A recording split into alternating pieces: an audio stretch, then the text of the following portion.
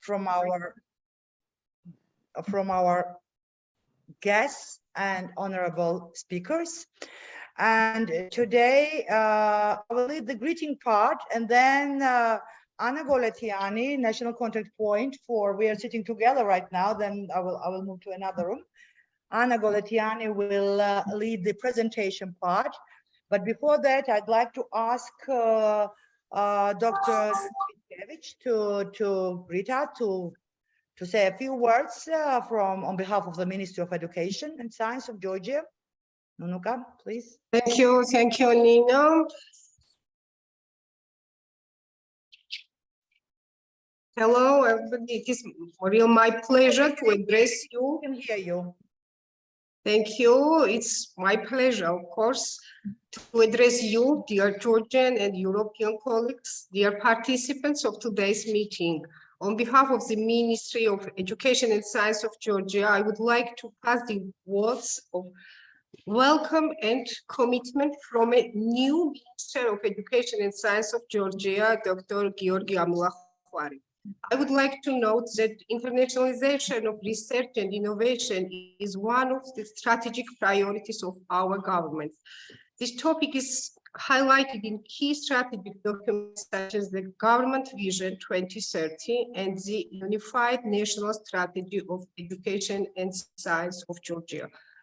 Supporting actors operating in research and innovation actors in Georgia is one of our priorities, and it is obvious, and we can all agree that Georgia, like EU member countries, needs to capitalize on its science, innovative SMEs and startups to compete in global markets increasingly defined by new technologies.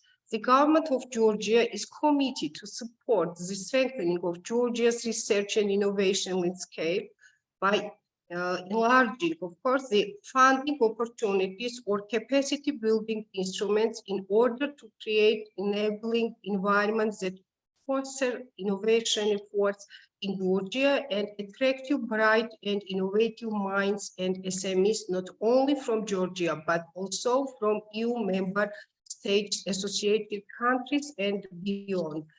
To that end, at national level, Georgia offers a number of instruments through Chota Rustaveli National Science Foundation of Georgia, which targets at research-driven innovation, and Georgia's Innovation and Technology Agency, which focus on innovation-driven SMEs and startups. The agency also pays close attention to boost entrepreneurial capacities in Georgia and youth. So from our side, we can underline that it's very important according to our policy documents and not only. In our everyday efforts, it is always highlighted to support, to strengthen this our landscape, I mean research and innovation landscape on a national level. The ministry is keen to promote the 5 flagships of the new European innovation agenda throughout Georgia, and I am really happy to say that Horizon Europe National Office is supporting us in this important effort.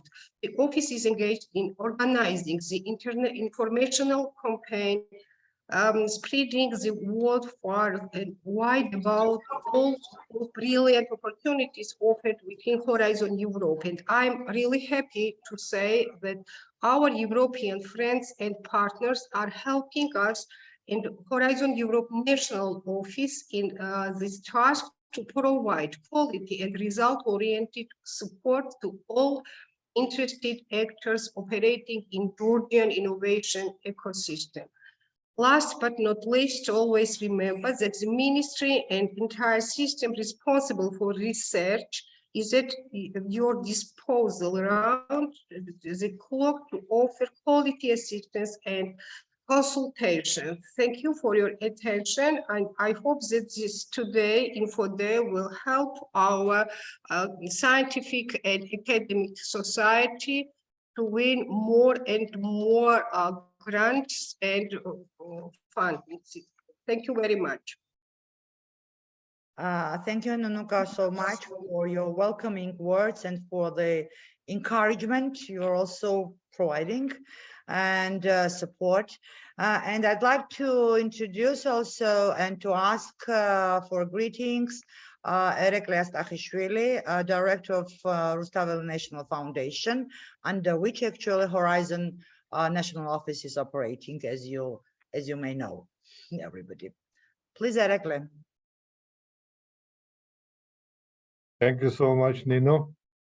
Good morning, everyone. It's still morning, I suppose, in Brussels.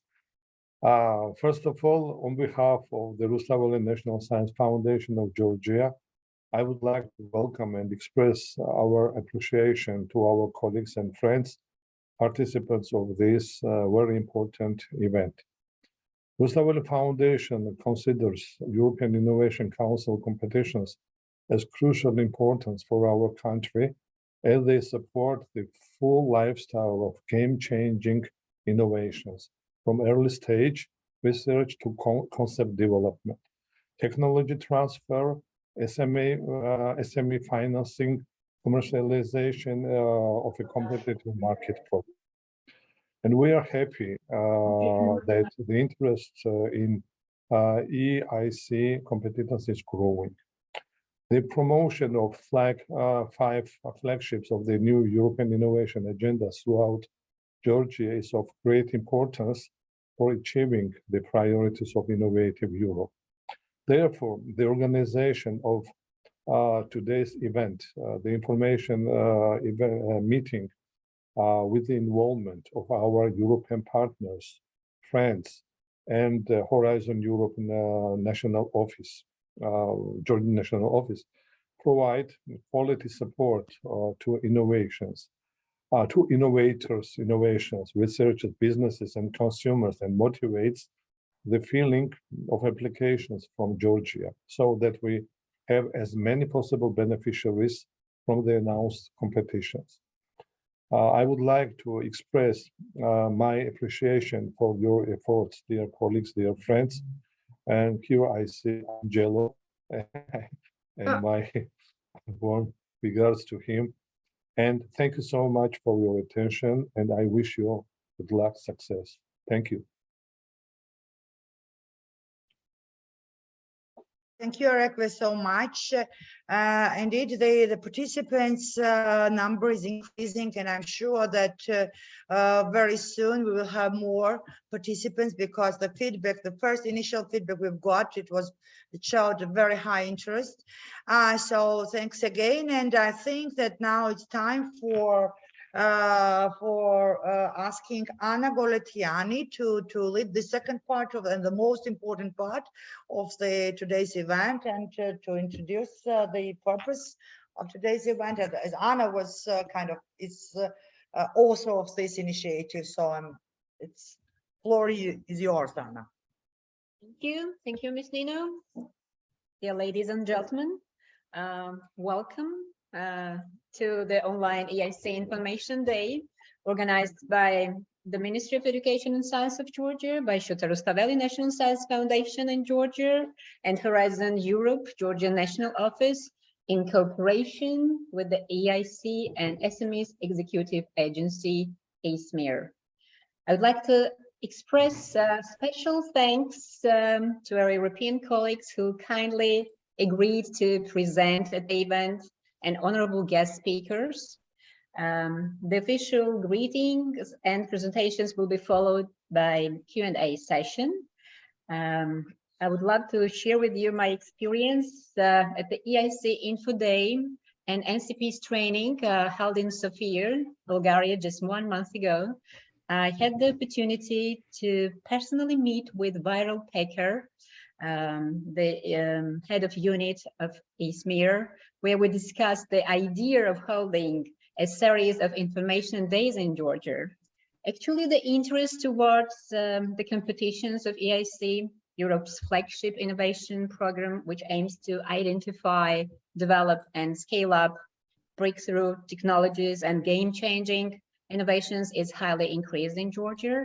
Therefore, we decided to divide the information sessions into separate categories and start a new decade of meetings with events dedicated to individual funding schemes.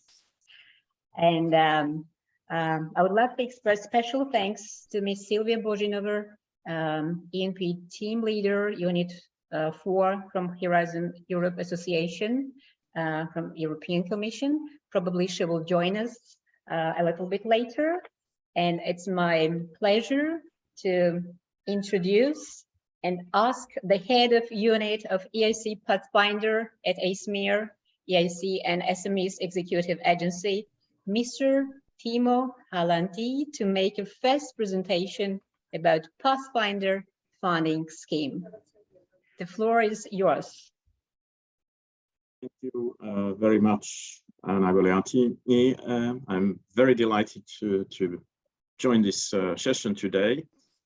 And thank you for organizing us the opportunity to present our program and this way increase the participation from Georgia to our program. I have some slides, so I'm going to share my screen. I hope you are able to see. I think so.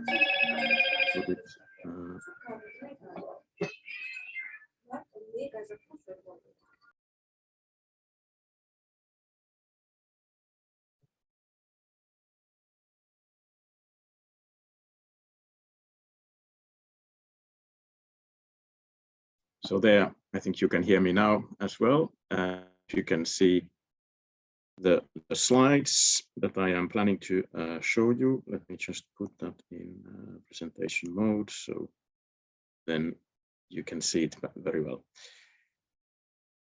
So my idea is to present to you the European Innovation Council, where it belongs to the Horizon Europe, and then we will move in particular to the EIC Pathfinder, and then I have my colleague here who will present the transition scheme, and then I will say a few words about also the hop-on facility, which is quite interesting additional element that we have. So first of all, you know the Horizon Europe. Just wanted to recall where European Innovation Council belongs. It's in the Pillar 3, part of the Innovative Europe. And it's something which is totally new in Horizon Europe. I mean, those who have followed the framework programs, you know that there has been a continuation of several programs or evolutions. With the European Innovation Council, we are starting a new chapter in the European innovation landscape. It is actually the most ambitious innovation initiative. Over the current financial framework program, we have a budget well over 10 billion euros, and the aim is to bridge the gap between frontier research, breakthroughs, innovation, and then accelerate and scale up small and medium-sized companies, startups, and so forth. So what's unique here is that we are really starting from early phases of research, supporting the innovators at the very beginning, all the way for the people who entrepreneurs who are creating companies. Another novelty is that we are actually not only providing grant funding, but also investing. We are buying shares, we're investing shares in startup companies as well. And this is a unique approach. It's not been done in other parts of the world where the public entity would be becoming a shareholder in companies. We are, of course, part of the whole European innovation ecosystem. We are working closely together with the European Research Council, European Institute of Technology. We are working together with regions and national programs. At the moment, we are in the middle of the implementation of our third annual work program. We have a current budget for this year, 1.7 billion euro. The broad vision is really to be a unique in the sense that we are combining the early stages of technological research with the accelerator of the innovation. The idea is that we are really the hallmark for innovators. We are the place where anybody who has a novel idea of a new technology and a company and a business based on it can come to us, and regardless of the readiness, the phase where that idea of a new technology or new company is, we should have, and we have a program where they can apply to. So you don't have to worry about which program you need to apply for. If you are an innovator, you need to come to EIC. We are also working closely with the structural biases that exist in the system of innovation, in terms of having the appetite for taking high-risk projects, having close attention to gender imbalances, regional imbalances. We are filling the market gap, in particular, for financing the high-risk and high-impact ideas. I mean, there has been a lot of talk about on European lack of venture capital, and in particular the venture capitalists that operate in the European market, since there is a lot of projects on offer, tend to take less risky projects to work on. We are complementing the financial offer from private investors by going to the more riskier, earlier ideas, which otherwise would remain unfunded. And by working together with the private investors, we are generating impacts from other EU and national programs. We are closing the gap between such national programs to the market. We target, in particular, deep tech, interdisciplinary, high-risk projects to achieve a higher impact. We have tried to have a simple and fast application, which are really focusing on the need of the applicants. And in addition, and my colleague Marco will talk more about it later, we are also providing mentoring and advice and various other kinds of support mechanisms in addition to financing funding. In order to steer our work and to ensure that our approach and instruments and the programs match with the real needs, we have a strategy and implementation board, EIC board, which is helping us to advise the strategy, but also looks at how our annual programs are constituted and what they contain. They look at our implementation issues and they link our activities with the broader innovation policy. This board is constituted of a diverse group of people. There are entrepreneurs, there are people who have basically done it, innovators, researchers, active participants to innovation ecosystem. We have carefully chosen the members in full respect with the gender balance and also with a wide geographical balance across Europe.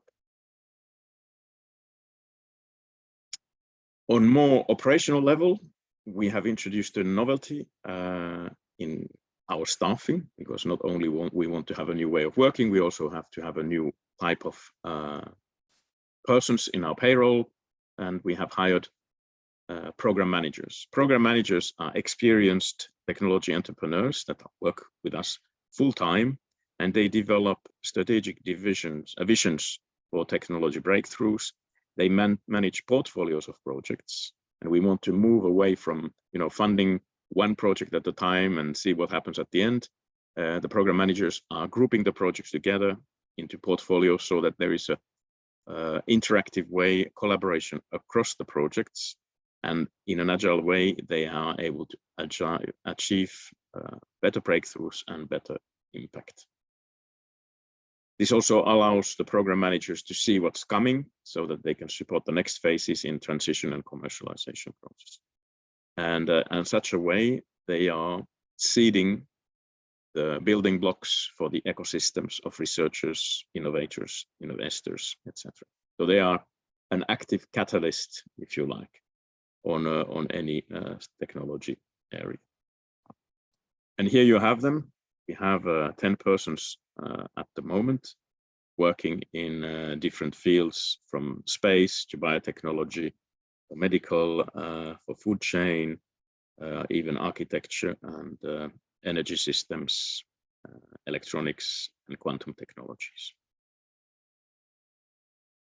If you're interested in reading what we have achieved so far, I draw your attention to Impact Report, which we have published at the end of last year. Some nugget information from there. We have supported over 1,600 startup SMEs until now, and 500 research projects on the Pathfinder scheme. We have calculated that we have done or worked with over 1,300 innovations until now, and with the investment that we have made together with private investors, we can calculate now that we have already 10 billion euro of investments, which at the current market valuation would lead into 40 billion euro value. So you can see we are already a very important player in the European investment.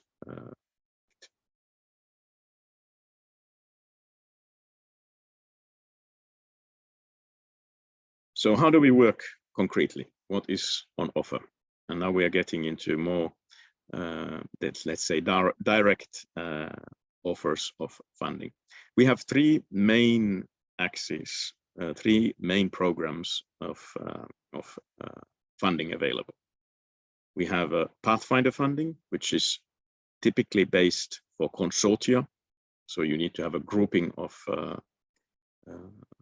participants, usually minimum 3, but in practice often more, who come together and make a proposal for an early stage research that would lead into breakthrough technologies.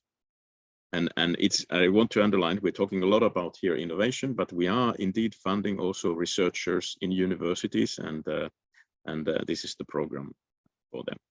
And here on offer is grant funding, 100% of the eligible costs, up to 3 to 4 million.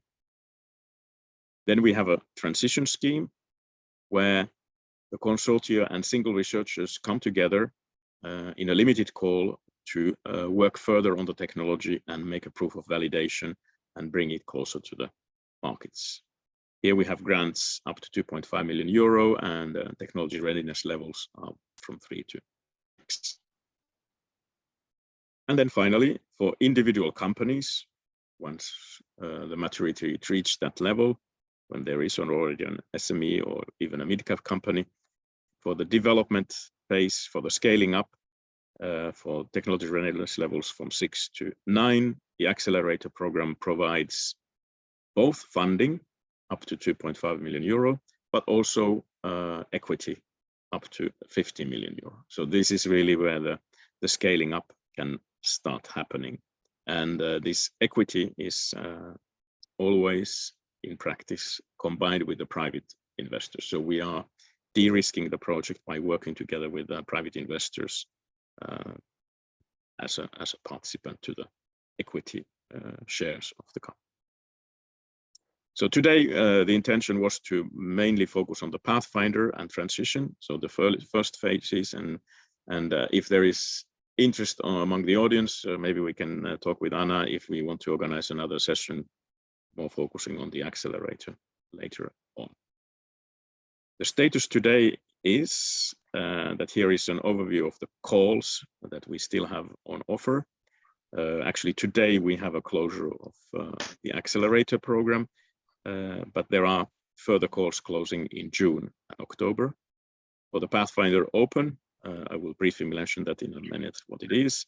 We had a closed a few weeks ago, and I will focus that in my talk more on the Pathfinder challenges. We have a deadline in October. And then on transition, there are calls in April. It's a bit short notice maybe, but another call in September.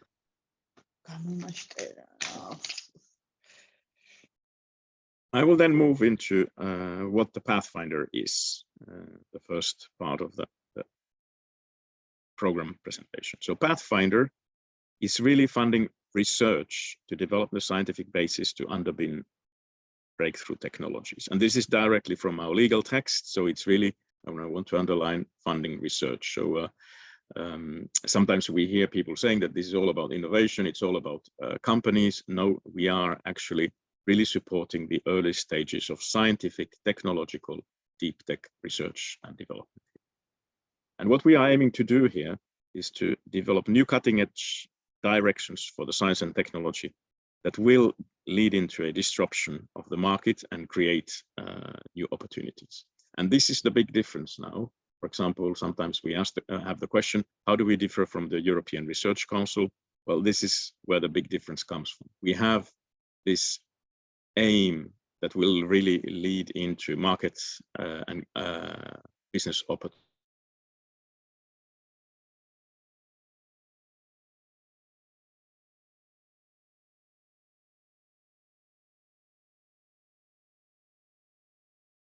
Innovative technological solutions will lead into disruptive innovations in Europe. And what we are aiming to see happening in the Pathfinder projects is that this breakthrough, this validation of the new technology takes place. I mean, obviously, we are not expecting that there is a company at the end of these projects, but that we have a technology which is promising and that can be then turned into a business opportunity. And we work on two types of calls. We have EIC Pathfinder Open, where we support any field of science and technology or application, and we don't have any predefined thematic priorities. So this is really up to the users, the applicants, to, in a bottom-up way, come up with their idea of a new breakthrough technology on any area. But the main criterion in the evaluation is always that there needs to be this breakthrough present in the project. So one has to understand that this is not an open call for just any type of project. It's important that it has this ambition of a new technology breakthrough. The second way of working is with EIC Pathfinder Challenges, which will support coherent portfolios of projects that come together under the predefined thematic area where we have upfront defined the specific objectives for each challenge. And now, as I said earlier, so the call for the open projects was already closed for this year, but there will be another one in 24. So watch the space. It's not totally over yet, but for this year, yes. Nevertheless, because we have this call on challenges this year, I will now focus more on the challenge call because we have an opportunity opening there. So first of all, in the challenge call this year, we have these 5 topics that has been identified. And here, what I mentioned earlier about the program managers, they are the ones who were working on these areas. So we have a clean and efficient cooling. We have architecture, engineering, construction, digitalization for a novel trade of design, fabrication, materials, precision nutrition. So this is really how to improve food that we eat. Responsible electronics, focusing on renewable electronics, focusing on quantum electronics, etc. And then in space solar energy harvesting for innovative space applications. So here the idea is really to provide better electricity supply for satellites and communications between satellites and even a grid between an energy grid between satellites. These are the topics for 23. In 24, we will have other topics that the program managers are now working on.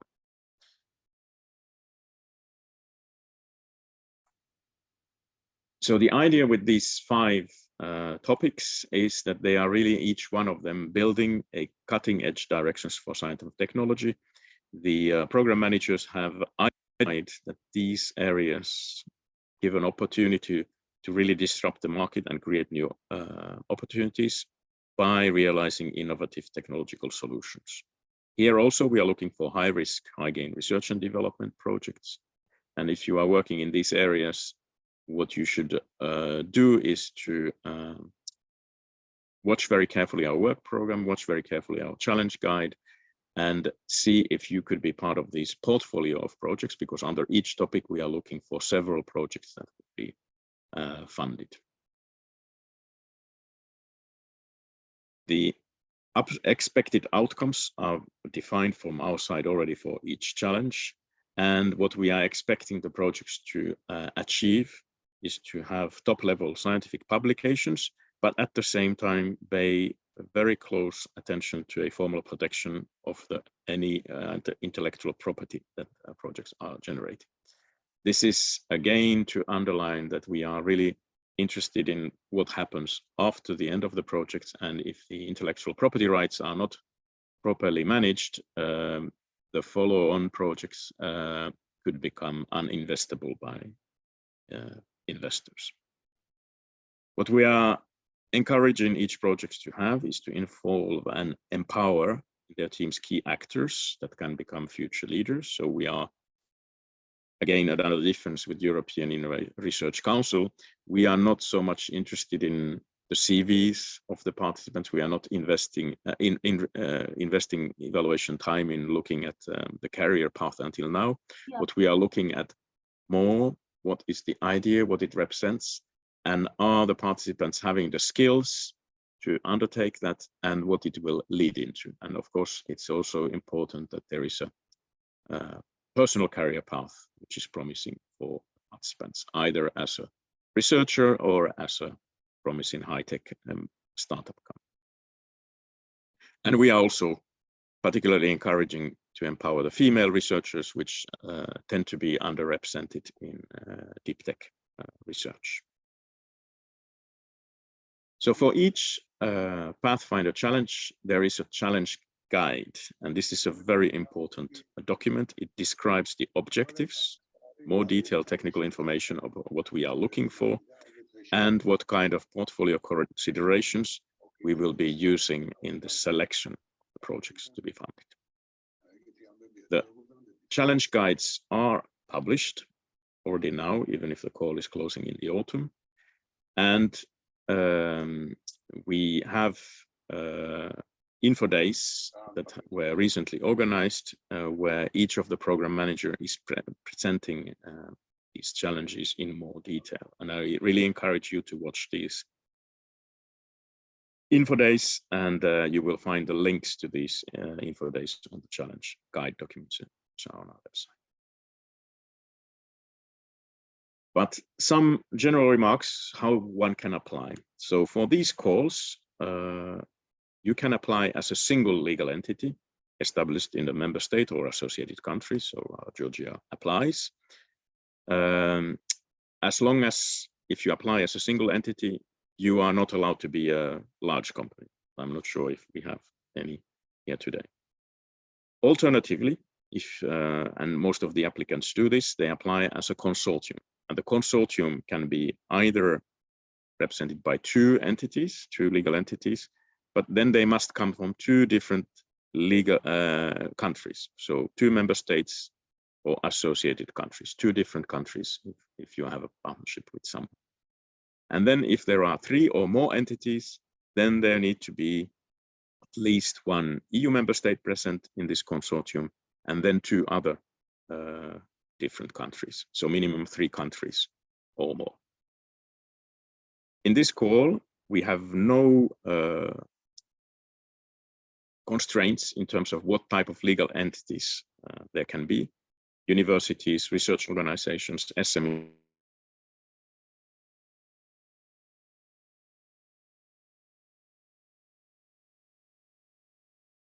As a private person. The only limitation is, of course, if you are a single entity applicant, then you should not be a large company. Maybe here it's useful to give a little bit the demographics that we do see here. Half of the applicants are usually universities in this call, maybe 20% or so research institutions, and another 20% small and medium companies. So it's really an attractive program for researchers at universities, actually.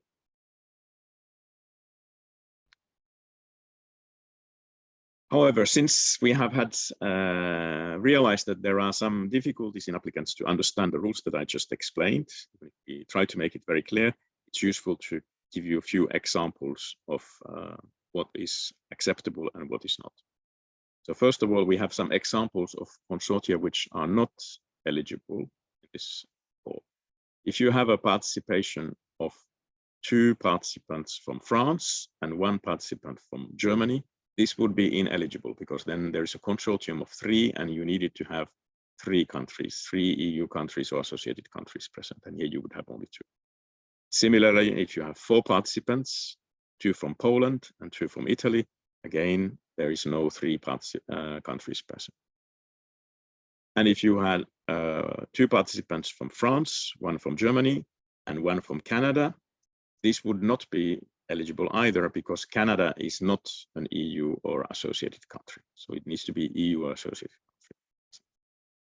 But what is eligible is, for example, a consortium of Malta and Czechia. There we have 2 participants that fulfill the criterion for 2 project consortium, 2 participant consortium. We would also accept the proposal if there was a participant from Spain and 1 from Switzerland, because Switzerland is considered as a 3rd country and it actually doesn't count at all, like Canada above. So in our eyes, this would be considered as a single participant from Spain, which would be eligible. Similarly, consortia from Greece, 1 participant from Greece, 1 participant from Sweden, and 1 participant from the United States would be eligible because it would fulfill the criterion of 2 participants, Greece and Sweden, and the United States can participate, but doesn't count towards these rules. Sorry for spending time maybe on this, maybe more than what you felt necessary, but unfortunately we've seen that there were good proposals that were prepared and failed on this minimum criteria, and it breaks our hearts to tell them that we are actually not able to consider your idea because of the wrong constitution of the consortium. So it is important to pay attention to that. If you are uncertain about how it works in practice, ask help from your national contact point or contact our help desk. So what will you receive as support if you are funded? You will receive a grant of research and innovation action. That's the formal form of the contract. And in this call, we consider that support for the whole consortium can be up to 4 million euro as appropriate. And even more, if really there are, for example, high equipment costs that are justified, you could even ask for more money. So it's not a hard limit at all. And this covers 100% of the eligible costs. In addition to the money, you will also receive access to a wide range of business acceleration services, and we will come back to this later in this presentation.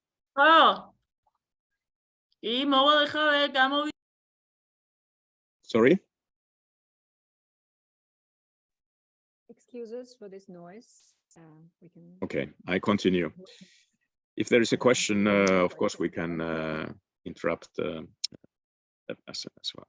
So, a few words about the evaluation process. How do we decide if your proposal will be funded? So first of all, you need to submit your proposal, and we have an evaluation that takes place in 2 steps. First step is an assessment of each proposal individually on their own merits. This means that we use the standard evaluation criterion on excellence, impact, and quality and efficiency of the implementation. Oh, sorry, I should not say standard. These are the typical 3 areas that we look at, but in this call, we have specific criterion for each of these.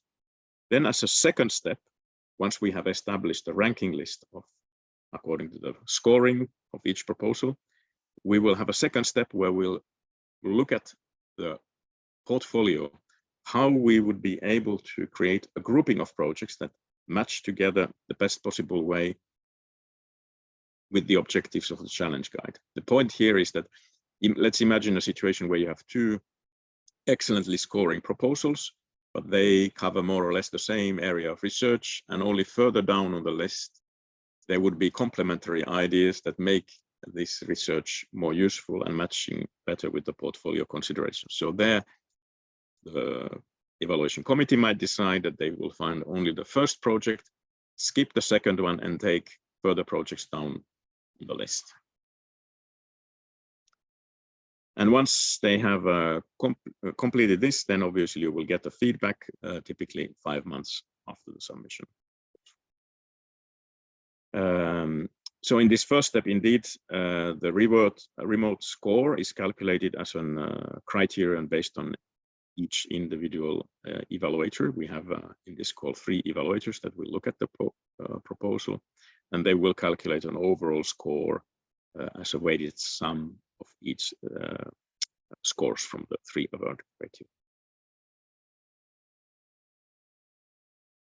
In the first criterion, excellence, we will look at, and the experts will look at the objectives and relevance to the challenge. So how does this project's objectives, are they clear, and are they relevant and contributing to the goal of this challenge? So it's really important, and I can't emphasize this enough, that you are really matching with the challenge. This is not an open call where you can come up with ideas that are somehow loosely related to this topic. You really have to match with the topic that we are looking at. You have to have some novel ideas, that it's not the most obvious, but you have to be an ambitious and beyond the state-of-the-art proposal. And you have to have a plausible methodology how your ideas are reached. So it's a quite challenging request to make an ambitious project. 60% of your total score will be based on this excellence criterion. So in practice, it's the most decisive criterion that you really need to pay attention to. On the impact, we ask credible pathways that will achieve the expected outcomes and match with the impacts of this challenge. Again, make sure you match with the challenge. And then, of course, you need to make sure that your project is having the innovation potential, that it is really leading into a research that takes care of the protection of the results, and have also ideas of how the exploitation will take place. We will also need to pay attention on communication, how the project will explain about its achievements and how it will disseminate results, and how this will lead into establishment of new markets. You also have to have a credible work plan that we will look at under the quality and efficiency of the implementation. You will need to pay attention how the allocation of resources is taking place, so how the money that you would get is used with the credible person month and other cost items needed for the work, and that you have to have a quality of the applicant or consortium if you are applying as a group, and to what extent this consortium or applicant has all the necessary resources to perform the tasks. We are also having a new step, which is called rebuttal. So once the independent experts have analyzed the proposal, we will get back to you. You will have a chance to say your view on it. Approximately 1.5 or 2 months after the call deadline, we will give you the outcome of this evaluation work by these 3 independent experts, and you will have 8 days to react. But be careful, we are not expecting, and you cannot change your proposal. You cannot add or alter the proposal. You only need to focus on what the experts said and make corrections. If they have misunderstood something, or if there are blatant errors, please point them out. And we will then make these replies available to the final evaluation committee. And be careful here, we are not giving them back to the evaluators because we want to move on. We want to give you the results in 5 months. So actually we don't have time to do another cycle of the remote evaluation. No, it goes to the final evaluation panel, who will then actually receive the remote experts of evaluation and then your feedback on that. Once the evaluation committee has completed the work on each evaluation of each proposal, they will map the proposals, and they will start look at the categories of the portfolio construction. So what I said earlier, they will look which are the projects usually in the most highly scoring, but not necessarily in the exact order of the scoring, and they will decide what is the most suitable portfolio of proposals that will match with the expected outcomes and impacts of this challenge. So it's important that you read the Pathfinder Challenge guides, because they will explain the details of this step, which is the most decisive in this evaluation process. And as a feedback, what you will get back is the final score, and then the comments that summarizes the assessment of the evaluation committee, and some additional comments on that portfolio phase.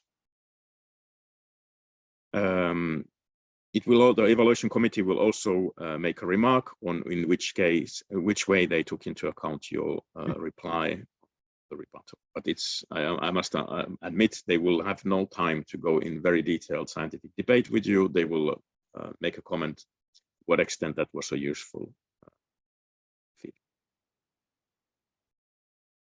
Once you have received, hopefully, a positive reply from us, we will get in touch with you. You will be nominated a project officer and a program manager, who will then finalize together with you and your consortium the actual contract. And this happens 5 months after the closure of the call, and you can expect the project to be signed within 8 months. Once the project starts, we will stay in active contact. The idea is that the program manager and project officers will work together with all the projects in the portfolio so that they will collectively reach the objectives.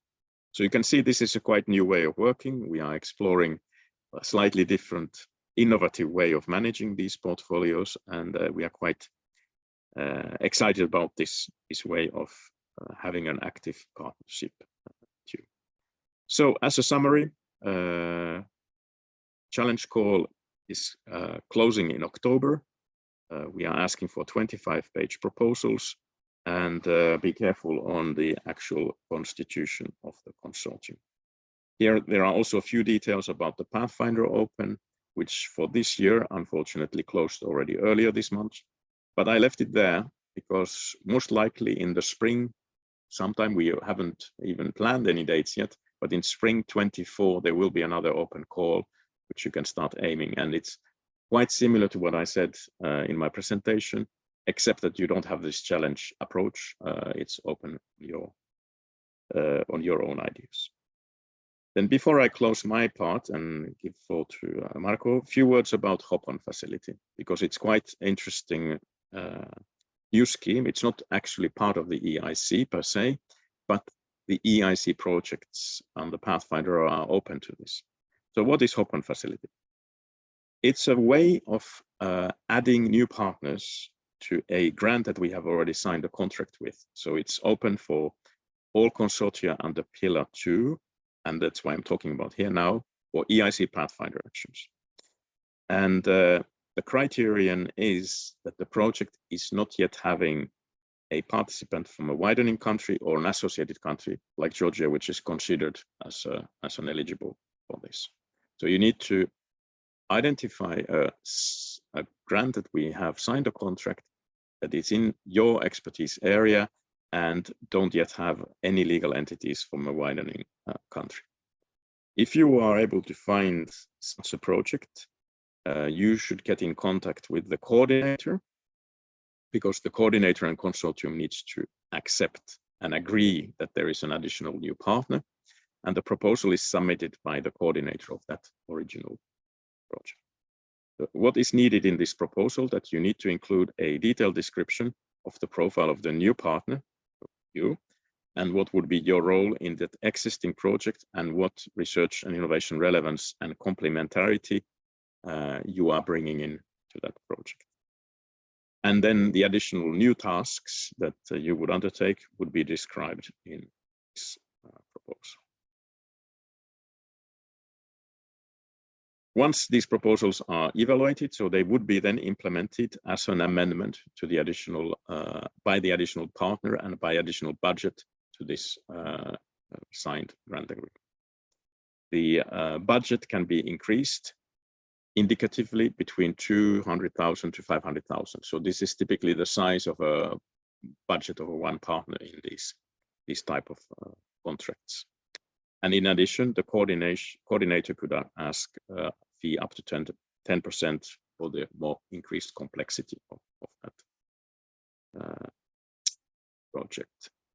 The deadline for these applications this year is in September, so there's a reasonable amount of time available for you now. And why I wanted to bring it up here is that this has been quite interesting scheme for the participants, because our success rate in these, in terms of applications received, has been very close to 100%, meaning that almost all applications that we received, we were able to fund.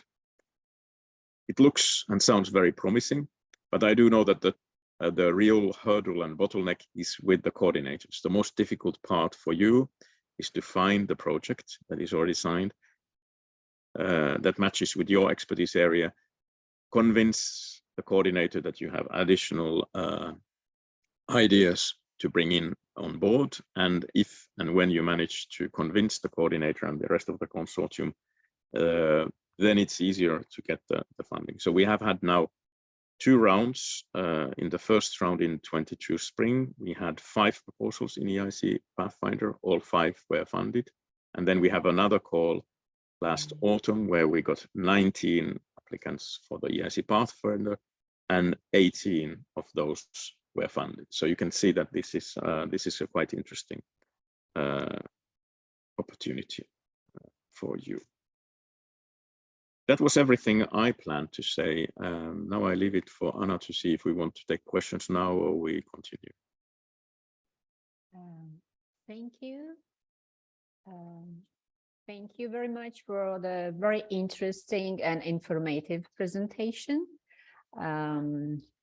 I think we propose to leave questions for the last part of the meeting. There are applicants, even for Pathfinder call at our meeting, and I'm sure that they will take this opportunity to ask questions directly to you on this platform.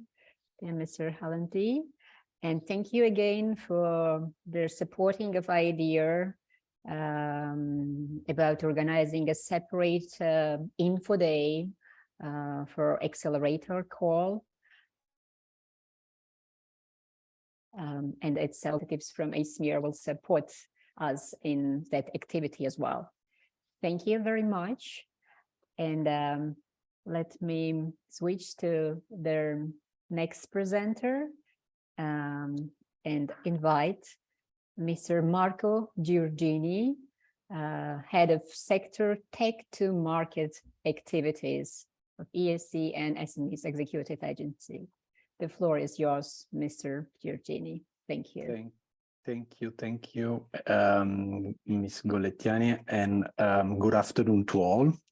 I hope you can hear me well. I will try now to share my presentation.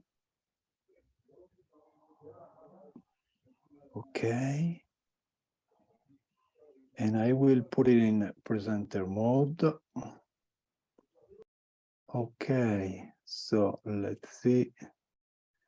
Okay, I hope you all can see my presentation and hear me well. Don't hesitate to interrupt me for any problem or issue.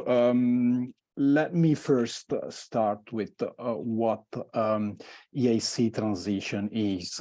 EIC transition it's really a bridge from research results to innovation and business. And these research results are the one that Timo, my colleague, was mentioning before, that can be obtained in the for example in a EIC Pathfinder project. As you can see, transition position between Pathfinder and Accelerator Timo was mentioning, I think very well, the characteristics of these instruments. I will go a bit more into details about transition. Transition is an instrument for consortia and single entities, and aims at the technology maturation from a TRL of proof of concept. So this is normally 3 to 4, and up to business and market readiness TRL 6, and the grants is less than 2.5 million. So why EIC transition? The objective is really to support achieved technology result towards business application.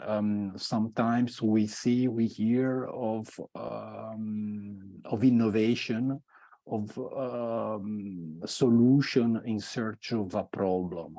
This is not the case for EIC transition. You should come to EIC transition with a result that it's really addressing a clear problem, that is existing and it is faced by significant people or customers and users.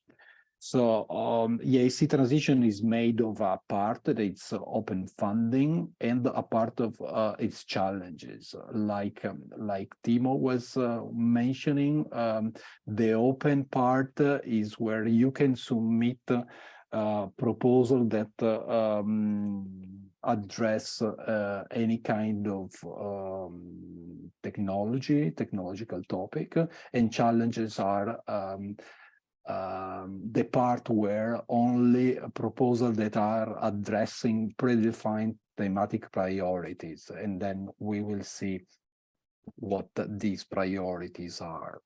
So who can apply? So anyone that has results coming from projects. So the restriction is on the results coming from specific projects, and these are Pathfinder projects, but also H2020, Horizon 2020, future emerging technology projects. For 2023, we are also opening the eligibility for applying to EIC challenges from results coming from any H2020 and Horizon Europe project. And I think this is important, and we will see many opportunities coming from these projects. Then also from future emerging technology, ERANET projects, and the projects from preparatory action on defense research from defense fund, and of course projects results coming from projects on the ERC proof of concept. So the financial support that EIC is offering is between 500,000 and 2.5 million, and the constraints is that the project from which the result is coming should have started from at least 12 months, which I think it's very logical, because unlikely a project very recently started might have any result, and should not have finished since more than 24 months. There is this temporary constraint. Let me go a bit into details about the overall budget. There is a total budget from 2023 of 128 million euro, and this is split between 67, almost 68 million on the open part, and 60 million on the challenges. So we still have to cut off on 23, And one is just in front of us, 12th of April 23, in 20 days. And the second one will be on 27th of September. On both cutoff, you will be able to apply for open and/or challenges. So both cutoff concerns open and challenges. The challenges are three. The first one is full scale. The topic is about full scale micro and nano bio devices for medical and medical research applications. The second one is the topic is about environmental intelligence. And the third one is about chip scale optical frequency comms. You can have more description about this topic in the EIC work program, which also details all the information that I will present in this presentation. I like to emphasize once more, as Timo did already, about the conditions and the eligibility condition to apply, the configuration of the applicants. For both, contrary to Pathfinder, we at the transition, we are opening, we have the same configuration for both open and challenges. And also in open, we have the mono beneficiary configuration. So one entity from a member state or an associated country, like Georgia. And then, of course, we have a small consortia. This is up to 5. This is a restriction compared to Pathfinder. We favor our projects are smaller, and that therefore only up to 5 beneficiaries are possible. And these are the configuration, essentially: 2 beneficiaries from 2 independent legal entities from 2 different countries, like France and Spain, 2 entities. 3 beneficiaries from 3 independent legal entities from 3 different member states or associated country, of which at least one member state. Could be, for example, France, Spain, and Georgia, one entity from Georgia, and then up to 4 or 5 beneficiaries with a minimum 3 independent legal entities from 3 different member states or associated country, of which at least one member state. Let's see, let's move forward. What if you were not part, if the applicant wished to apply, but was not part of the original consortium, of the initial consortium from, for example, from a project in Pathfinder? You can still apply. You can still apply to EIC transition. You don't need to be part of the initial consortium where the research result was generated, but you still need to, if you are not part of the eligible project, you need to confirm, you need to provide a commitment letter from the relevant owner of the result, which confirms the commitment of the owner of the eligible project to negotiate with you fair, reasonable, and non-discriminatory access to such result, including intellectual property rights, for the purpose of future commercial exploitation of these results. So to summarize, if an applicant from Georgia wants to apply and can identify a project, an eligible project whose result can be essentially exploited or brought to further matured in terms of technology from this applicant, letter from the owner of this result will need to be provided and attached to the proposal, to the EIC transition proposal.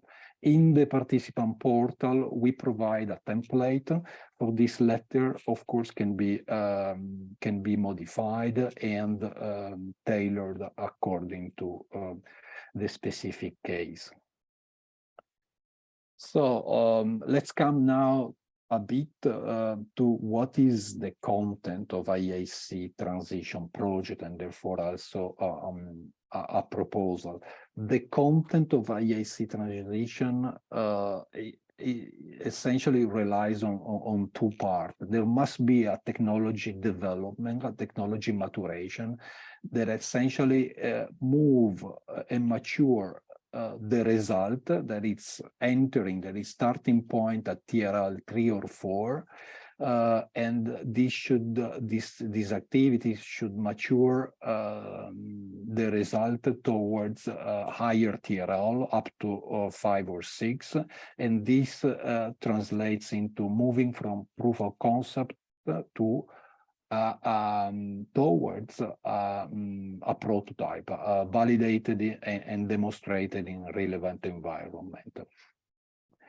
But also the second part of the EIC transition project needs to contain essentially to have a part of business validation, and this means essentially getting in contact with users and customers of this innovation, perform tests, and essentially validate the accessibility and the marketability of this solution, and that actually solve the problem that the project is aiming to solve. It's very important that these two parts communicate with each other and that actually one feed the other.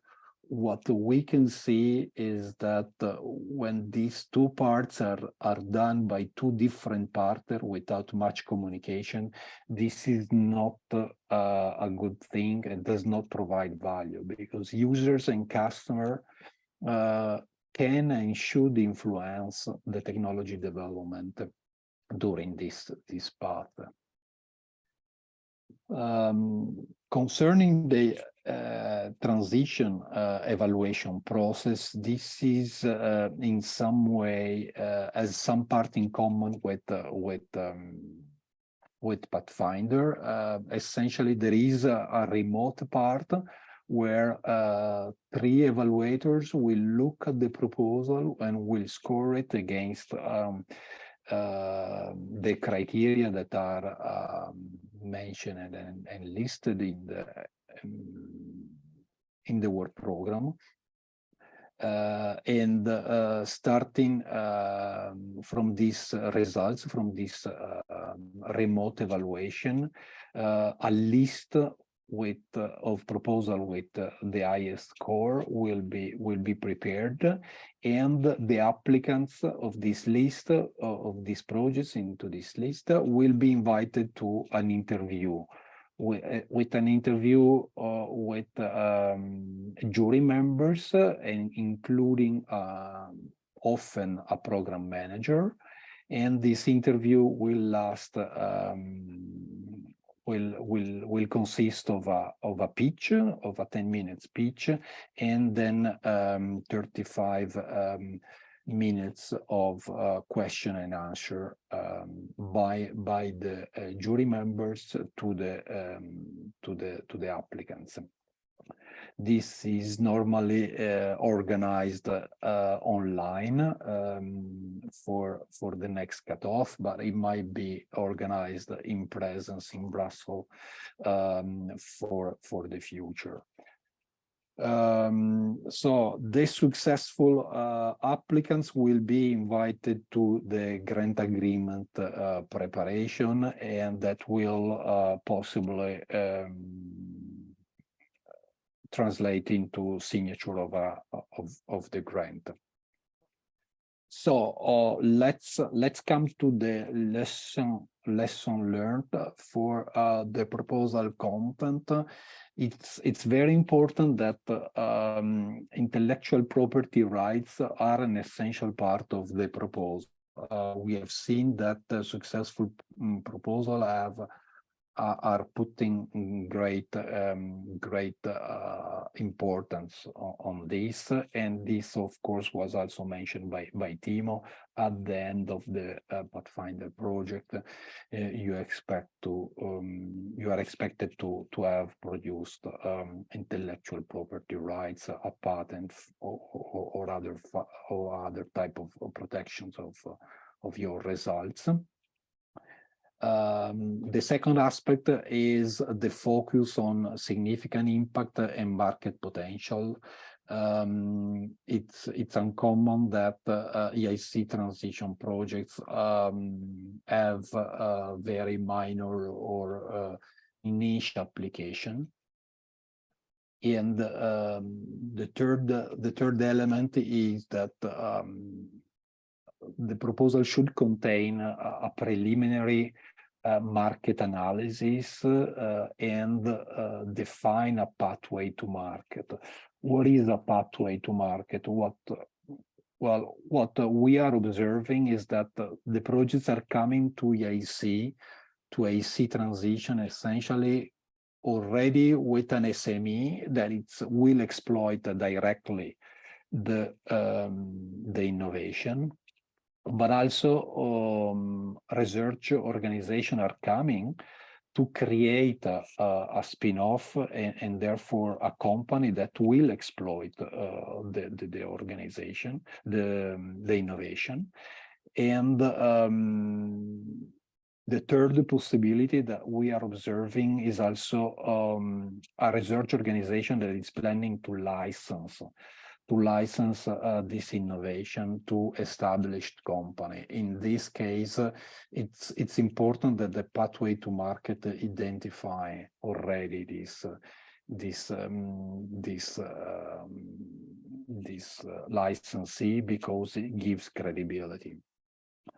The last important point is that the technology readiness level should be appropriate and match what is prescribed in the work program. Therefore, don't come too early if your innovation is too early in the technology readiness level, like 2.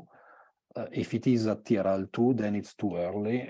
If it is at TRL3, it is okay, but the best possible configuration is when it's already at TRL4. Don't also come if it is too high. If it is 5 already, you should probably apply already to accelerator. Please check the technology readiness level. It's annexed to the Horizon Europe work program, and it's available online for the description. So part of the EIC, part of the EIC is of the EIC characteristic is the proactive management. Business acceleration services are provided together with the funding.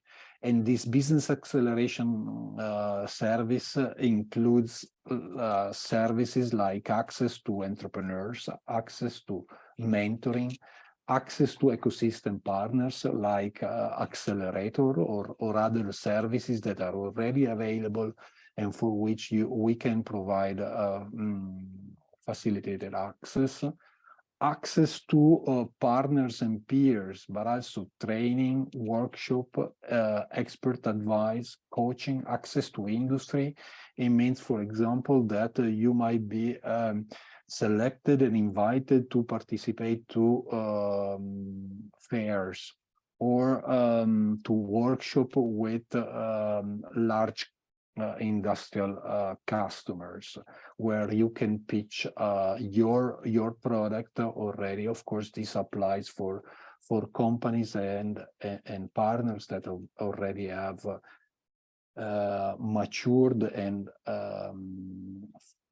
and products that are marketable, so later stage. The other component of this proactive management is the support provided by the program managers, and program managers define challenges, but also organize outreach activities and the portfolios activities, and the portfolio are listed here of the 10 program managers.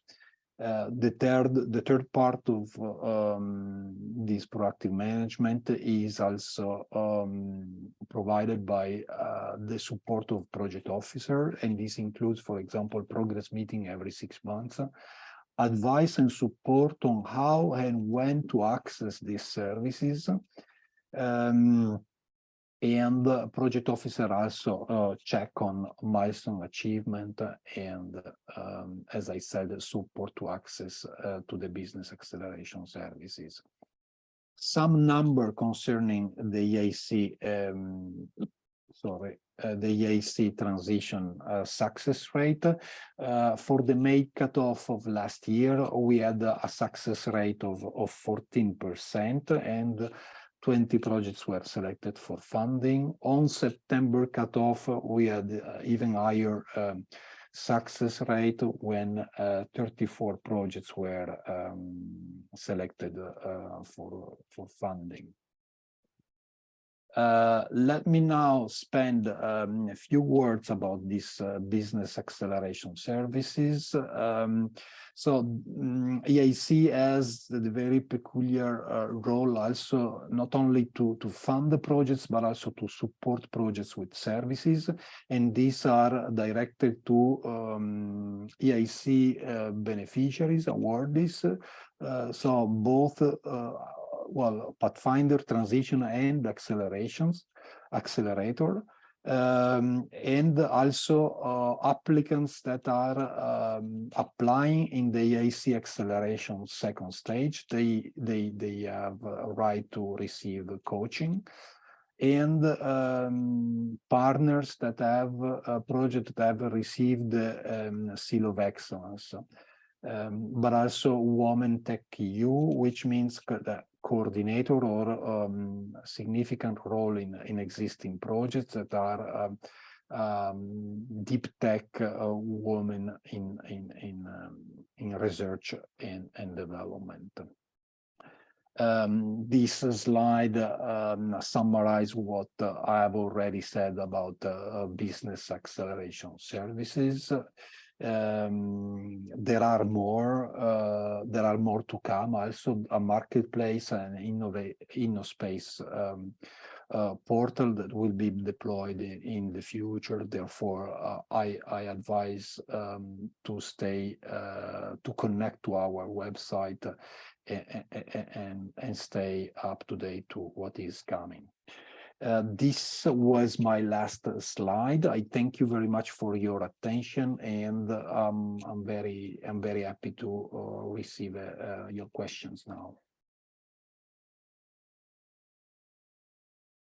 Thank you so much. Thank you so much for the comprehensive presentation. I think the fact that beneficiaries of many other previously implemented projects, EU projects, can apply for this transition call greatly increases the interest, and we hope that this will not go unnoticed by applicants from Georgia. Thank you very much for. Yeah, if I can add something about this, we haven't had so far any application from Georgia in transition, but I know that there are beneficiaries in Pathfinder, so they are very welcome to apply with their result to our call. Thank you very much. Thanks for this information. And hopefully by the end of this session, we will get questions towards our presenters. And let me just follow the agenda of the event and ask my colleague from Austria, Angelo Nusser, NCP, EIC, NCP, who I met during my training held in Sofia. Angelo represents FFG, Austrian Research Promotion Agency, and he kindly agreed to share with us his country's experience of the discussed calls. Angelo, thank you very much. The floor is yours. Thank you, Anna. Thank you for the invitation. And nice to see also some non-face after the very productive trip I had there in Georgia last week. First, tech check. You hear me and you see the slide? I hope so. Yeah. Very briefly, so we have everything about the program already by the EISMEA. I was invited here to share our experience in Austria as a use case for this program. I will be very, very fast, actually. So I'm going to talk to you about what we do and the results for Austria. So this is actually our support scheme for the Pathfinder applicant. With some fantasy, we depict that, you know, the years the applicant might have this kind of raw gold in their hands. That is just a very, very crazy idea at the beginning of the visionary scientists that we heard the EISMEA wants to fund. So they may come, as we heard, from university, research organization, also from companies with disruptive ideas. So we try to make information in Austria, information campaign, mostly reactive. So we throw the information to applicants. We have webinar, we have information events like this one, also on a national level. And actually, we try to reach both research organizations and companies to inform them about this opportunity. And then we are rather reactive in the sense of, okay, maybe some researcher, company, university get an interest in this program, and they come to us with their raw idea, let's say. What do we do? Essentially, two main steps. One is the so-called fit for call. So we really sit once with the researchers or the innovators, we talk their idea and we make the check if the condition, as we heard, the consortium composition, if all the eligibility criteria from the proposal are there. But also, when possible, we try to go in the content and try to already discuss the breakthrough aspect. Because as we heard, this program is about the breakthrough and disruptive innovation. So we try also very honestly to prevent non-fitting ideas to go to this project. The way we explain this, of course, is not about we don't judge bad or wrong ideas. It's about if really this would fit in the program, regardless of the success possibility, or they may have a very interesting idea, but is rather an incremental innovation, and we redirect them to other EU projects. This is what we call as a fit for call. Then we have some continuous interaction. They have a need for specific question, normally about the template, about the submission, sometimes some part of the content of the proposal. And then before they submit, we offer a proposal check for Austrian coordinator, which means that we try to read it as a kind of mock evaluation to pick up either procedural errors, something they can improve, and when possible, according to our knowledge, also some improvement on the content. So to really make them aware of what would be typical pitfall that you can avoid even before submitting. So this is what we do in order to improve the proposal from Austria, as I said, in two aspects. Did they fit? I think this is never enough to remark. It doesn't help anybody. Also, our KPI, if the system is overwhelmed by idea that you know from the beginning they have no chance, and this also saves some work for the applicant, and to improve the proposal as best as we can. Then the proposal is submitted to the process that you heard, and we all hope that this raw gold will then transform in a jewelry by the project running. And also very important in the Pathfinder support that we offer, we always tell not to just think about your project. You know, most of the researchers are used to have the grant for the proposal, then they would most likely publish a very nice, good paper, and that's it. We already in the submission phase make them aware, think farther, think bigger, because this might be just a start towards the transition project or towards a spin-off or any other possibility. And we see also in the template of the submission how this is already asked. as it was a discussion also by the colleagues of EISMEA, the IPR aspect, the potential impact, we explain you don't have to realize your product or any commercial aspect, but you have to start thinking about it afterwards. And we also see how important it is to show that you have this vision.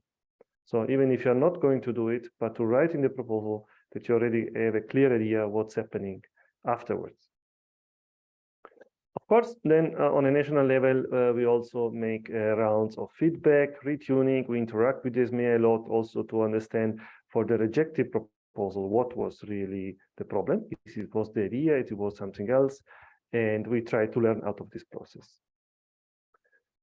Some numbers. So actually, just this week, the Pathfinder Challenge results have been coming to us. I could complement with the fourth round. You see here on the left side the European statistics, and on the right side the Austrian one for the open and the challenge. What I see very interesting, but there's me a colleague, please correct me if I have any wrong number here. So we're calling about 2 rounds of open, 2 rounds of challenges. So the statistics is relatively statistics, but it's more a trend, which already tells us something. On European level, and I see that the Pathfinder open schema is quite stable in numbers of applicants. We talk about 800 to 900 proposals and about 6 to 7% success rate. And the challenges altogether, with the caveat that every challenge has its own numbers. But overall, we see a success rate close to the 10%, and more or less half of the application compared to the open. In Austria, we had the positive trend. At the beginning, you see this green circle. We had no coordinators, which was the surprising problem at the beginning, because we had a lot of proposals, as you see. The blue line, the blue pillar, and the green one are the coordinators, and nobody for the first year got it. Why I'm telling this? Because then we implemented a different strategy in Austria. Last year, we implemented a tailored consultancy for university. So instead of the normal info days or the normal general service I showed you before, we organize workshop in-house. We really go to the university when they ask, and we make a day. We can go much deeper about the proposal writing, about anything that would be more specific for the need of that university. And of course, I don't have scientific proof of that, but I like to see that after this year, we start getting coordinator winning. So 1 in the open and 3 in the challenges. Take a message from my little experience: the more tailored offer you may able to offer, service you may able to offer to researchers, the better this could work in the success. Then 2 words about the transition as well. Another analogy: if the Pathfinder have their raw goal, they want to come up with idea. We like to see that the transition is for this scientist or project which we say they are sitting on a gold because they already did their Pathfinder or they already did the ERC. But they stopped there. So the idea is to motivate them. Yes, you have your golden publication, but you can make even more out of it. You can really build a jewelry, meaning some product and commercial application. So we try to reach out to these beneficiaries. Again, as you heard, in a new consortium, or most likely the person which comes from a previous project, and try to investigate this to market idea. Some hints that there are 2 winning arguments here to motivate people doing it. The first one is especially the ERC persons, or the person coming already from the university, to really say, hey, you can go further. That's not the end of the story. And the spin-off. So there is a lot, at least in Austria, of interest in startupping and spin-offing from the university. And this program generated a great interest for all the postdoc PhD students which will not follow the academic path to see if they can continue with this instrument. The support is the same. The fit for call, I will say, some consultancy and the proposal check. What is extra here, we also organize in FFG an interview training. So we have a board of experts from other departments and other agency, which are kindly playing the role of a jury. So we train the company, the consortium, the applicant, before they go to the real jury interview with EISMEA. This helps to, at least smoothen typical error, typical pitfalls. Of course, the success always, I say, relies on the goodness of the idea. Whatever is performance issue related problem, then this is where we can intervene and try to prepare them the best we can. And also in this case, if then they get funded, hopefully we also make the vision about the future. Either you make your own spin-off or you want to go to the accelerator. The numbers in this case for Austria is not as nice as the Pathfinder. I also matched, I think, with what Marco presented. I have the statistic only until May last year. I didn't have the whole numbers for the last call in September yet to be processed. But as we said, the average success is 15% here, so in line with what Marco said. What I always say in the Austrian performance, as you can see, there was a peak of interest at the beginning. It was really very welcome, this program. The numbers take it as it is, because 50% when you have 2 applications and 1 wins is 50%. So statistically is not that value. But again, it's a trend. And the other thing is that what happened quite surprisingly last year, all this 0 is not missing data, is not a rejected proposal, is really that for the challenges, there was no match between Austrian activities and the challenge that were open. So by lack of interest, maybe, or by really like that. So this shows that the transition challenges have the problem of, until last year, of being very narrow defined, and also only for the FET and the ERC previous project accessible. So the combination was too narrow to reach enough interest in the country. The numbers looks already, I don't have it here, they look different already for the last cutoff date when we had 15 participants. So this was then improved. And I'm also curious to see, as we hear, there will be the 2 cutoff deadline where the challenges are open to any H2020 project. And I see this would be a beneficial effect for this phenomenon.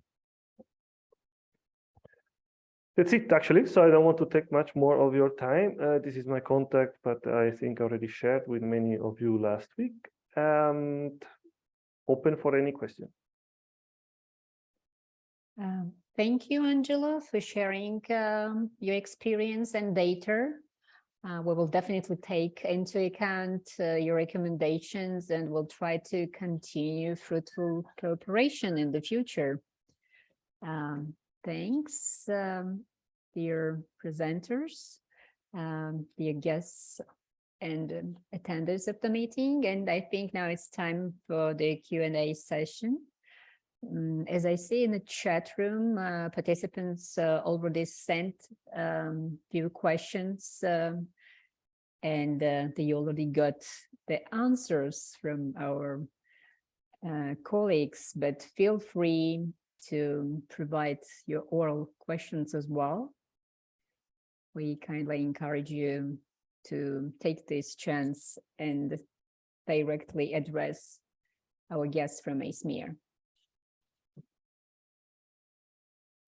May I have a question? It's actually more feedback than question, I guess. But first of all, it was really very impressive and very interesting. And thank you so much for your time again. And I went also through the questions and answers, and it seems that there might be more questions later on than when you're doing a real job, when you're writing the applications. And hopefully, Anna, you will get more specific questions later during the implementation of the application process itself. But I have one question, maybe your view, or to all of you, and to our Austrian colleague as well, of course. This is about the potential synergy between the Horizon pillars, in particular with the pillar 3, in terms of potential stakeholders and applicants. And Austrian experience might be very interesting also in this regard, because actually Georgia is a very small country, as you may know. And it's really quite kind of, very focused target groups. I think Anna will agree with me. However, it's still difficult to find the gaps and also complementarity between, like, you know, SMEs and private sector and potential university guys who might be interested in technology transfer, etc., etc. So any practical advice how to deal with this point, and also any statistic or experience you may share with us as and for national office, actually, this question is for the benefit of the national office representatives, and grant office is also here, I guess, if I may ask you, of course. Thank you. Maybe I can I can start. Yes, please. This is a challenging question, and I don't know. Maybe I would start untangling it from a very practical point of view. I mean, Europe is huge, and there are many initiatives, and our framework program is very large. And I'm also coming from a small country originally, so it's sometimes very overwhelming to see all these programs and possibilities and initiatives, and for any organizations and also for participants from small countries, it can be indeed overwhelming, and it's difficult to see the links. But my advice and approach would be is to focus on actual cause at stake, and let's try to avoid too much spending time on seeing and understanding the synergies and things like that, because this is something which is needed for the people who are building the framework program when the decision making is happening. But at the end of the day, if you, for example, look what we have on offer today on EIC, we have a very concrete course with very concrete and tangible evaluation criteria, with very concrete criterion that you need to fill. And if that fits for a specific need for a participant, then go for it, and not spend too much time. So that may I just, you know, actually, yeah, I'm not, when I'm mentioning synergy, I'm not talking about the typical term of synergy for Horizon. I know no, I mean the synergy and potential bridges, which may be, I mean, for us as an NCPs to find out maybe somebody or some special calls or participants or applicants may be well, let's say, transferred or let's say extend their interest to the Pathfinder or any other. Because actually these are quite a big audience, but maybe there is some hidden bridges of interest and potential, let's say, schemes already successfully operated. For instance, if somebody is very good in I don't know, under pillar 1 or under pillar 2, might be well structured and well already, you know, potential. I think probably you know Angelo what I'm has saying. I get it now. Okay, I guess Angelo has probably something to say about this, but I would say also one comment. What we have seen when we look at our participants, we cannot say that there is a typical participant that should exclusively work with our projects. From a project point of view, we see that there are researchers who have had an ERC grant or Marie-Sklodowska-Curie grant, and then they come to us because they are in a different phase with their research and project, and then it fits better for what they are trying to achieve at that given moment in time. And maybe we also follow up what happens at the end of our project, and we have seen cases where the project ended and the same consortium went and applied for the European Research Council Synergy Grant because they wanted to go back into the science and not really pursue at personal level the exploitation path, but really go back to into more science driven, because, you know, it's at the end of the day, each and everybody has to choose their own career path as well. Absolutely, So especially it with more the young depends generation. which program is matching at the need and the maturity level they are. And for example, our programs are majority more or less consortium driven when it comes to the research. ERC works more individual phase, although they have some synergy. So it depends also what is the level of collaboration, how much there is counterparts in other parts of Europe, for example. Thank you. Yeah, maybe I can contribute. I mean, Yeah, sure. The question is complex. You can address in from very different angle. Austria is not that big. That's why maybe we can be a bit similar in that. There are several aspects in your question. First, the networking, let's say synergy in the sense of where do I find a partner? How do I really get into a consortium? Also we get the question. Of course, there are tools. There is the search partner function from the portal. There are other things, but it's surprising how I would say the most majority of this consortium building comes from each researcher network itself. The best, it seems trivial, the best way when they go to conferences, well, most of them go around the world, they have their key events where they go.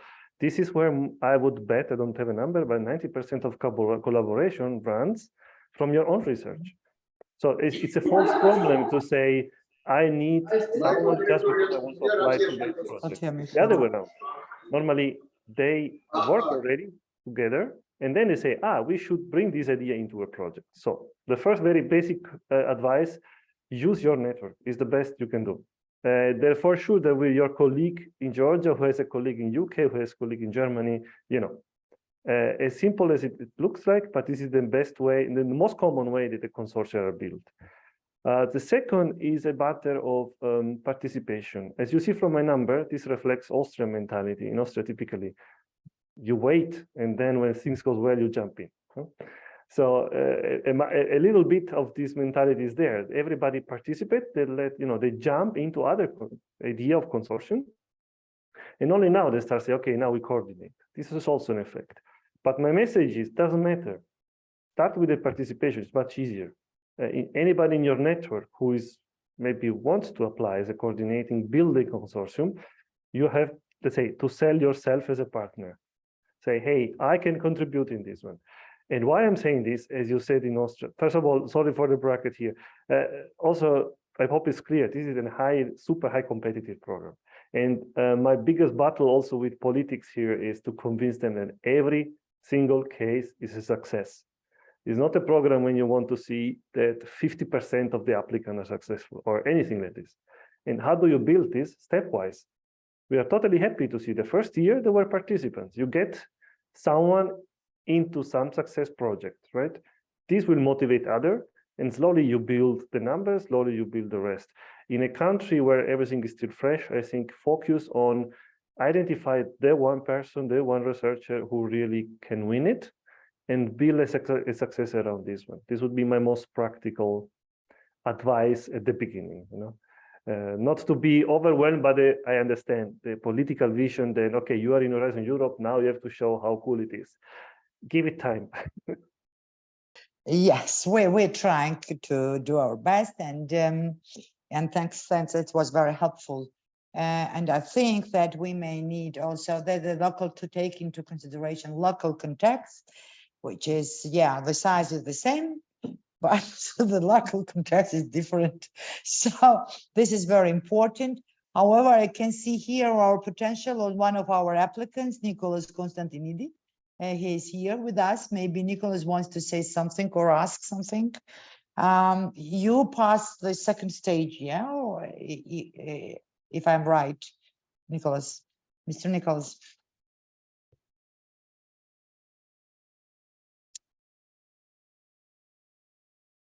Now,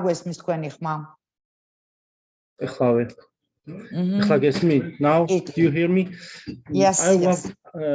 I have like one question about mono applicants. It's the most interesting for me because for us it's most difficult to create consortium. Maybe we will be able to submit our project as mono applicants, even if it is a limited foundation. I think all of my colleagues interested about this, that will you give us the right to submit our application as mono applicants, and in this case have we chance to get some foundation in this case. Yeah, maybe I can answer to this question from the Pathfinder point of view. So in the Pathfinder, you can apply as a mono-beneficiary only in the challenge calls. So it has to be in the challenge call. In the open calls, we have not allowed mono-beneficiaries. There you have to have a consortium. In the challenge, indeed, you can apply as a mono-beneficiary, but it's important to realize, like it was said earlier, this is highly competitive call. And the mono-beneficiaries are put on the same ranking list, on the same competition with consortium.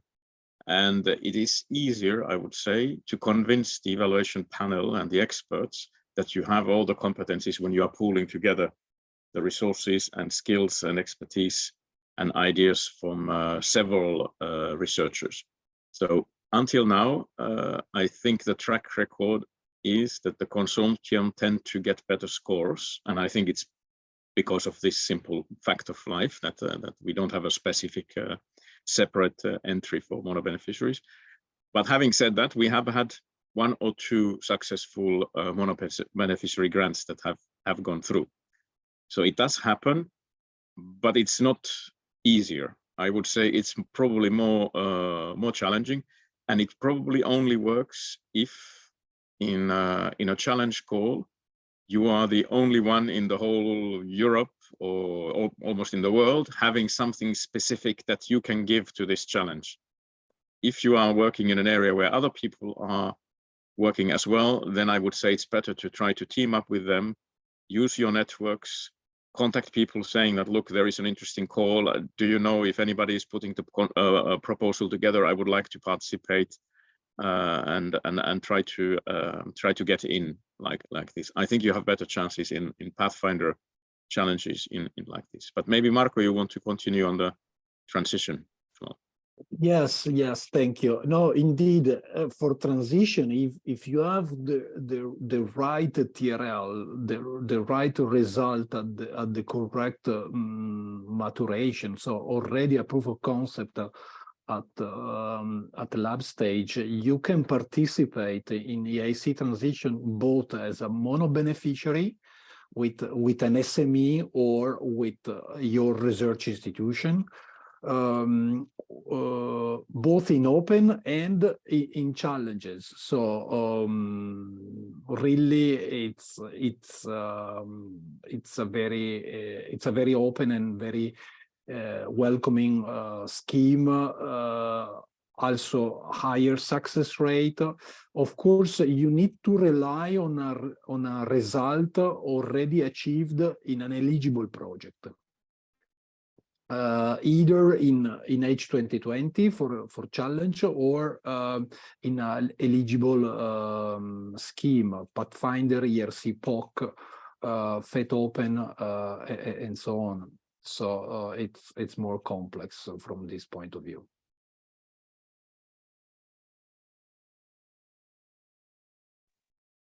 I would like, I would like, please, one more question, if possible. 9 of October last year was the deadline of my project. I think this project that I've submitted is a very interesting project. It's a really innovation project. And in next month, I'm just take the patent because our patent cooperation proves in his researches that such kind ecosystem doesn't exist. This is a really innovation, and I'll take the patent in next month. And I interest. Maybe you will see name of this project, Oxygen Bay. It's quite possible that I can't get a grant for it, but maybe you will advise, or maybe there is another way to create this project. Maybe there is another system inside of the Horizon Europe or outside of Horizon Europe. Maybe there are some commercial partnership there to use this project, because this project aims to create the also ecosystem. And what's the most interesting, this project aims to create oxygen stocks, and all we saw last years that how many people dies in trouble, force majeure situation when oxygen is missing. Even to some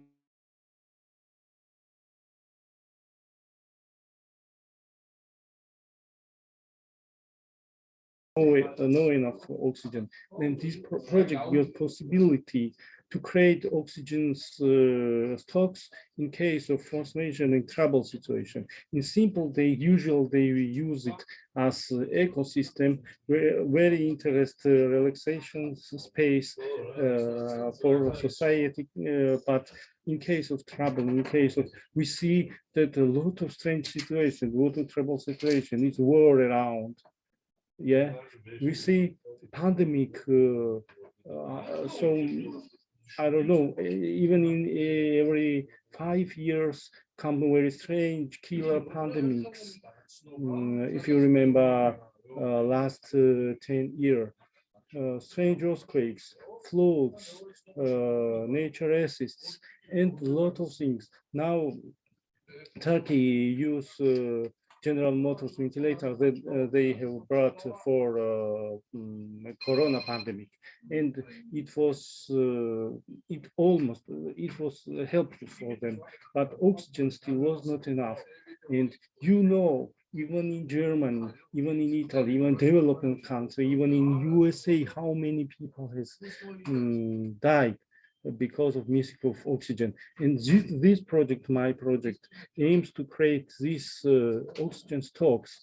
And I just feel that maybe I can't get the grant, but maybe there's another way. Maybe you will see this project and send me email or call me on maybe Miss Nino, and to say what to do, because it's really very interesting. Maybe you will help us to make it. Will be very interesting for the society of Georgia and for society for Europe and the world society. Maybe you will see. Name is the Oxygen Bay. Thank you. Thank you, Mr. Nicholas Constantini. Excellent way to promote the idea. Yes. So that's not the purpose, but that's, you know, it's your right, of course. Yeah, that would be interesting to know the feedback. But the idea is really great. But yeah. Let me continue today's event, because we are reaching our finish line. It was actually my real pleasure to be the moderator of today's online meeting. And with your permission, we are recording this Zoom meeting, and we will provide access to this recording to all the parties to view. And it will be also possible to share the presentations, I hope, with your permissions. And let me once again thank our speakers and guests of honor for taking the time and to share this much needed and helpful information with us. I see that there is no questions in our chat room, and especially questions without answers. Thanks for providing very prompt responses. We hope that our next information day will be held in real time, in a real space, and we will be given the opportunity to see you in person in Georgia. Thanks with again. Oxygen. This is very important. Of course. Maybe we can ask our guest to answer, I mean, shortly, briefly, to Nicholas' question or comment as a kind of encouragement. Yeah, I would like that, because clearly, yes, please. Mr. Constantini, this is what we are trying to do with the EIC, is to provide funding for great ideas. I mean, of course, this is not my area, but what I hear that you have a have a patent in pending and you have an idea what to do there. Since I'm not an expert, and since of course in a public meeting like this we can't go into details, the challenge for you and how to start looking at where in EIC address such an idea depends on how mature, how close to the exploitation, how close to the market you are. And I make it a bit more general, so I'm not expecting an answer for you. I mean, I'm giving this as a general advice and then as a personal advice at the same time. The question is, for example, in this case, I didn't hear if there is a plan to create a company or not. Depends. I mean, not all technologies require that. If there is an idea to create a company, then probably, and if there is a patent, it approaches more the accelerator domain, that you are more approaching areas where this is turning from a patent into a business plan. And usually when there's a business plan, you can create a company based on that, and then the company needs external funding and resources to make that happen. And of course, that could be business-to-business company as well. We are not talking about here goods for public sale either. So it means that also sometimes items and technologies, which, for example, I'm not sure here it's relevant, but which are meant for hospitals, for example, or for first aid or that kind of things, can be built around the business idea. And then indeed, our accelerator program would be more fitting for that. If, on the other hand, the patent is on the core of the technology and it will require further developments around it, and I don't know if it was developed in an ERC grant or whatever, then the POC and the transition could be for it. On the other hand, Pathfinder projects rarely are based on a situation where you already have a patent. I mean, that does happen sometimes, but usually we are talking about such early stage researches that this is probably not so relevant program. But the bottom line is that the EIC, our ambition is try to be the place, one-stop shop for innovators like you, when you have a great idea, and then we should be able to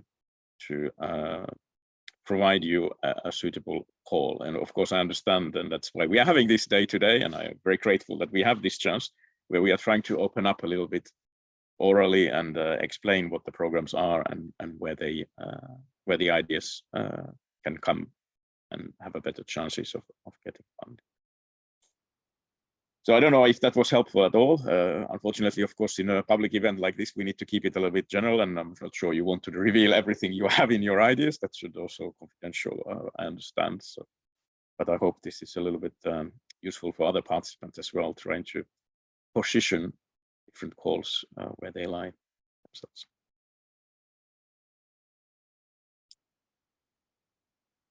And then, by the way, my final conclusion, indeed, thank you very much. I will send my slides as well, so they can be distributed. I'm sure Marco can do the same as well, so that you can, in addition to the recording, maybe share the slides so that that gives a more direct readable. And there were some links, for example, in my slides. So fine. So, Mr. Nicholas, you got the feedback, and I think it was very relevant. Any other questions, or then you can continue with the direct and communication through Anna or through Horizon Office. So I'm sure that there will be very open doors for any kind of advice beyond this event. Thank you very much for everything. But I want to tell very briefly one more thing, that to create the company, it's very easy here. We need only one day and we will have company. But to create some innovation, it's too difficult, because you, as far as you know, any innovation includes some innovation details. Is difficult to find in Georgian market, because we need some partners in some way in developed country. We are technologists in a high level. We are everything around, even in laboratories, manufacturing, and a lot of systems. And because we're looking for somebody I think that the create this innovation in Georgia twice and try it will be difficult to even that to create it in, for example, in Austria or in Germany. In Germany, it's almost nothing. They can do it with one hand, but we have to try to do it in years, maybe 2, 3, 5 years. What's very, very easily to do, for example, in French, for example, in England, and so on. Because our aim, we see that our first step will be more easier to make it in, for example, in Austria or in Germany or France, than to make it in Georgia, because sometimes we are afraid the first step will be unsuccessful. Make it and make it made us unhappy, or after we will be a little bit strange to make second one. Thank you very much for everything. It was good. It was very nice to meet and speak with you. Thank you very much. Thank you again. Let's be positive. Let's think positive and conclude this meeting with the hope that we will have more and more successful applicants from Georgia. Thanks again for your time and cooperation. Looking forward to our continuous cooperation. Thank you again for